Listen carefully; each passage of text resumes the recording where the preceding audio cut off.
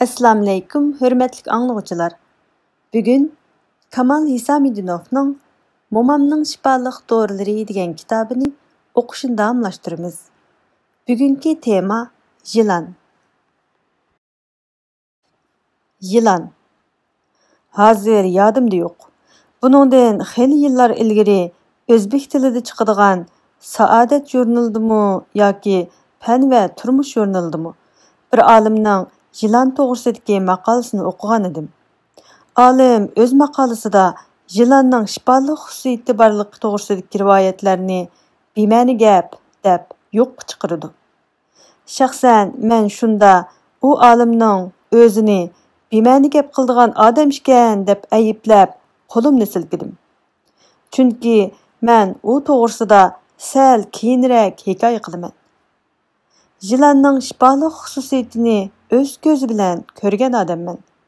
Keyingi yillari tuqqan yo'qlash maqsadida Xinjiang Uyg'ur Abnum rayoniga borganimda Urumchi, Aqsu, Qashqar va Xotan bozorlarida tirik, quritilgan, botilkaga qachilangan yılanlarni afsus bu jonivorning qandaq og'riqlarda qo'llanadiganligini so'rashtirmabdi ekanman.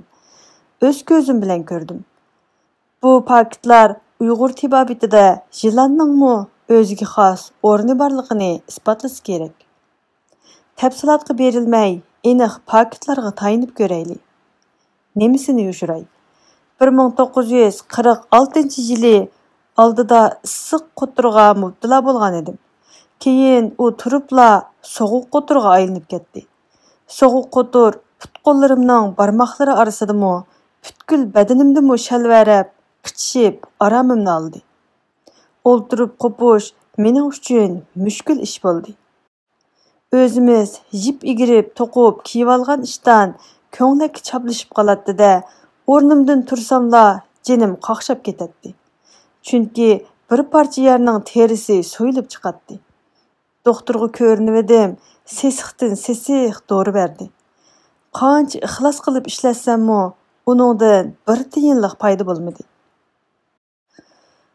O'ltirish imkoniyati bo'lmaganlikdan darsda partiga jaynak terib o'ltirsam, rus tili muallimi o'rniga o'ltir deb buyruq berdi. Men uningga o'ltiryapman muallim dedim. Lekin u menga mixtaq qadilib turib oldi. Sinfdoshlar oldida hammani ochiq aytish mumkin emasdi. Chunki 8-sinfda o'zimni yigit hisoblab yurgan bolalarning biriman. Sinfda qizlar o'ltirdi. Shunga xuddi suvoq suvda yugurilgan xamlandek bezirib turib oldim. Muallim meni sinfdan chiq dedi. Iloj qancha chiqishga to'g'ri keldi. Tanaffusda bolalar ilm mudirining meni izlayotganligi to'g'risidagi xabarni yetkazdi. Rus tili muallimi darsdan keyin ilm mudiriga mening tartibsizligimni aytib shikoyat qilgan ekan. Umi men bo'lganligimiz uchun hech narsani yoshirmay ochiq aytdim. Bu yomon bo'pti-ku, dedi ilm mudiri mening holimni anglagandan keyin. Biror momay bovaylardan maslahat so'rab ko'rmadingmi? Yodimga yetmabdi. Biror buvayning yoki momayning oldiga berib ko'r. Mundaq yursang bo'lmaydi. O'zingga nima ish qilishing og'rimaydi. Shu daqiqada birdan bovam rahmeti hayot chog'ida aralashib yurgan oq soqoli to'shini yepib turadigan Arshidin ismli buvay yodimga keldi. U kishi cho'ng Aqsu yezisidagi shu yillardagi cho'ng go'sht do'konini tutadi. Yana bir tarafdan uning uyi internetga yaqin edi. Shu buvayning oldiga kirdim va ahvolimni aytdim. Bu yoz oylarining boshlari edi. O'g'lim bir yılan tutqanda beshini kesib et. Botilkaga qachilab yerga ko'm. 10 kun bo'lganda assang, u yılan erib mayga aylanadi. Shu mayda badaningni uda 5 kun maylab, ondan monchaga tush. Og'riqing monchada qoladi, deb maslahat berdi Arshidin buvay. Yılan erib chiqqan may sesiq bo'lgani uchun darsdan keyin yotoqxonamiz nerisidagi eski tomchiga kiratdim-da, butkul kiyim-kechikimni yechib etib maylaytdim va dars tayyorlab o'ltiratdim. Eski tom ichiga kim kirsin? Erşidin buvay aytgandek 6-cı güni kech monçığı berip, yuyunup qaytdım. Ertesi qarsam, bedenimde meni biyaram qılgıdak nersi qalmaptı. Qısqısı, şunun bilen qoturdan мәңгі xoşlaşdım. Çoğ Aqsuluq Erşidin buvayning yatqan joyi jannatda bolsun. Çünki doktorlarning dorisiga pisand qilmagan og'riqni shu buvayning dorisi kelmasga ketkizdi. Öz qo'lim bilan tutib, o'zimga o'zim dori qilgan yılanning shifoliq xususiyati yo'q degan fatvoga qandoq ishinaman. Mushu yaqinda qo'shnimiz Maqsud degan kishi kirib kelibdi. Çay içishib o'ltirib, qilmagan gapimiz qolmadi. Men Erşidin buvayning dorisi bilan qandoq saqayganligimni so'zlab berdim. To'g'ri aytasiz, dedi u birdan so'zimni quvvatlab. Buningdan xeyli yil ilgari og'riqxonaga tushib qoldim. Meni o'rinlashtirgan palatada cho'ng yoshdagi bir kishimi bor ekan. U kishining badanida tamratkidek qichishqoq yara bor ekan. Ukol ustiga ukol, dori ustiga dori ilyapmiz. Biroq qilgan dorilar u kishiga hech ta'sir qilmadi. Meni og'riqxonadan chiqaradigan bo'ldi. Shunda heliqi kishi, "Uka, sen uyingga chiqib ketib borasan.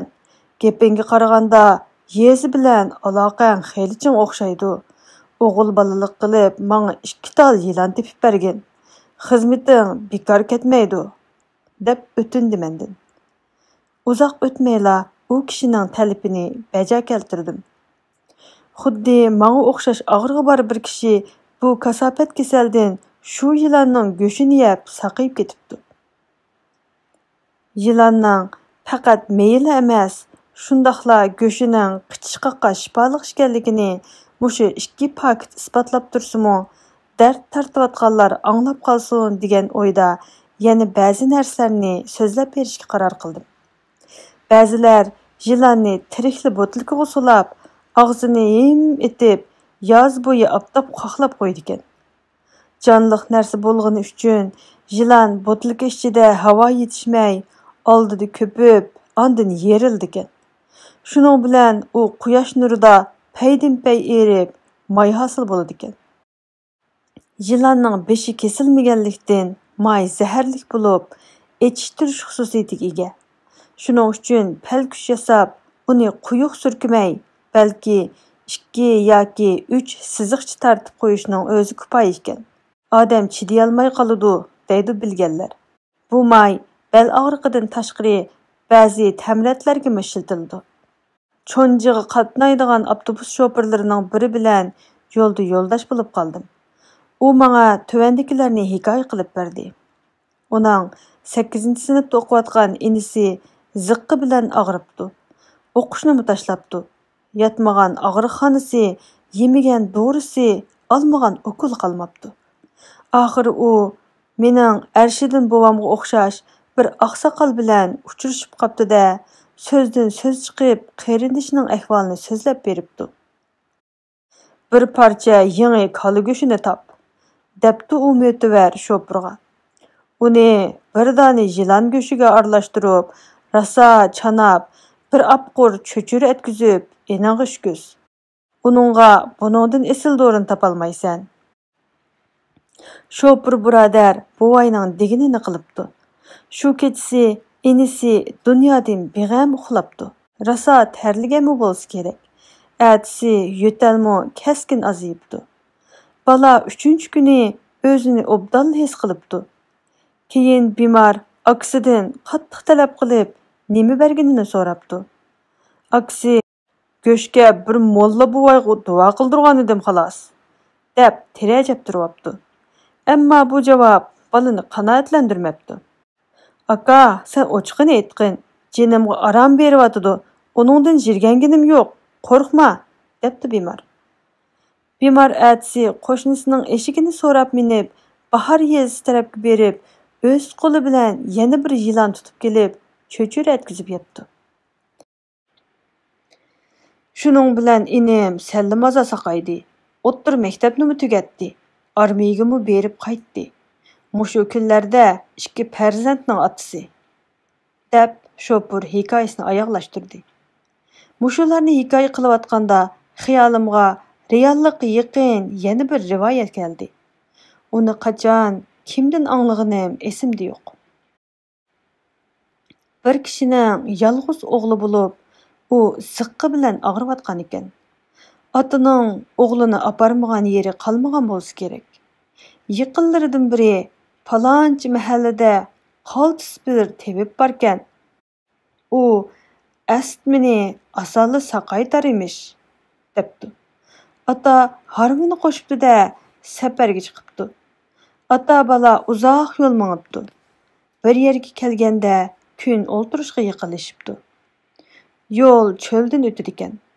Yo'l bo'yida yolg'iz uy bo'lib, uningda bir bovay yashaydi ekan. Bovay mehmonlarni illiq qarshi elib, uyiga boshlabdi.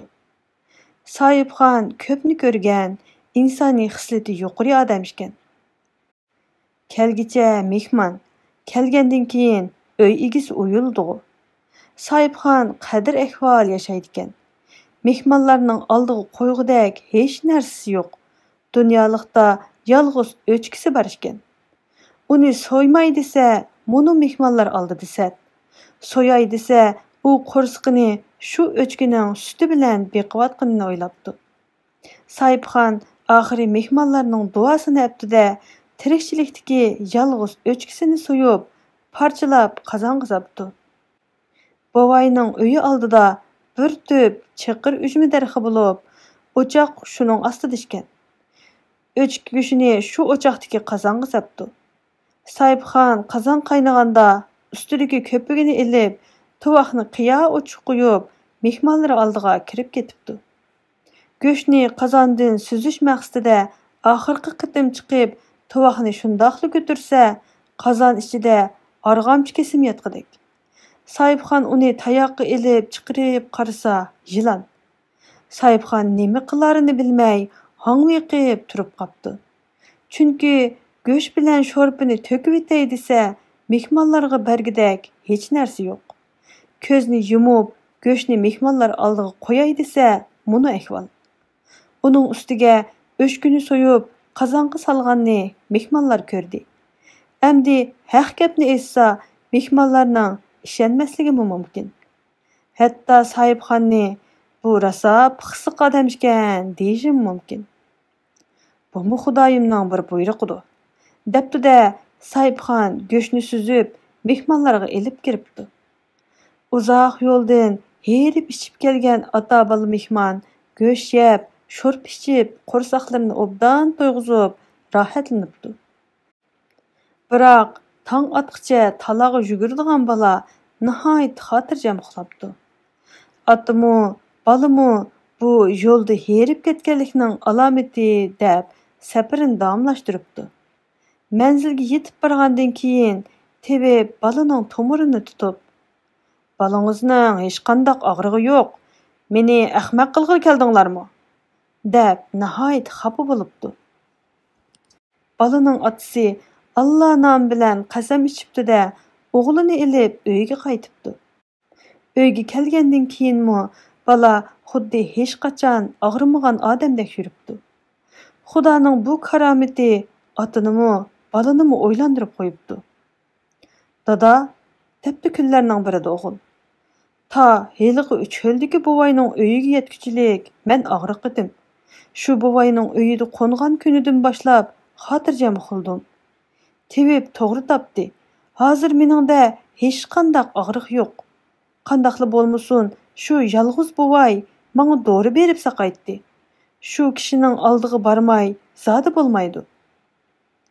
"O'g'lim, ikkimizning o'yi bir yerdan chiqyapti. Ata onang non yoqsin.